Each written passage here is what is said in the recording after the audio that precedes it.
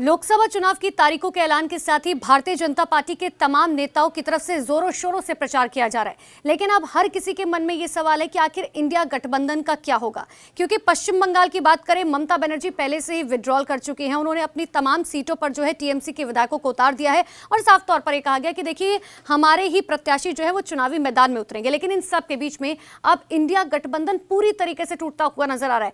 बिहार की खास तौर पर बात करें तो बिहार में कांग्रेस और आरजेडी में टूट होती हुई दिखाई दे रही है और वो 2 सीटों को लेकर है। देखिए सबसे पहले सीटों की बात कर लेते हैं। देखिए कांग्रेस ने बेगूसराय और कटिहार सीट पर अपना दावा ठोक दिया। कांग्रेस साफ तौर पर ये कह रही है कि इस सीट पर हम चाहते हैं कि हमारे प्रत्याशी चुनावी मैदान में उतरे, जबकि आरजेडी ये नहीं चाहती है। कांग्रेस बेगूसराय से कन्हैया को प्रत्याशी बनाना चाहती है और कटिहार सीट से तारिक अनवर को फिलहाल चुनाव लड़ाना चाहती है, जब तक बातें निकलकर सामने आई है। जबकि दूसरी तरफ अगर हम आरजेडी की बात करें तो देखिए बेगूसराय से लेफ्ट और कटिहार से आरजेडी जो है वो अपना लगातार दावा ठोक रखी है।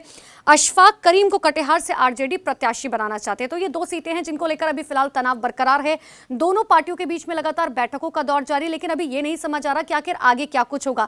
जिस तरीके से एनडीए के तमाम नेताओं की तरफ से लगातार ये बात कही जाती रही है कि इंडिया पूरी तरीके से टूटता हुआ नजर आ रहा है। जो गठबंधन है ये सिर्फ एक नाम का गठबंधन है, क्योंकि अखिलेश यादव और राहुल गांधी की जब मुलाकात हुई थी उत्तर प्रदेश को लेकर, तब भी इस तरीके की बातें निकलकर सामने आई थी कि सीट शेयरिंग का फॉर्मूला जो है वो फिलहाल तय होता हुआ नजर नहीं आ रहा। और ठीक यही चीजें बिहार में भी हो रखी हैं।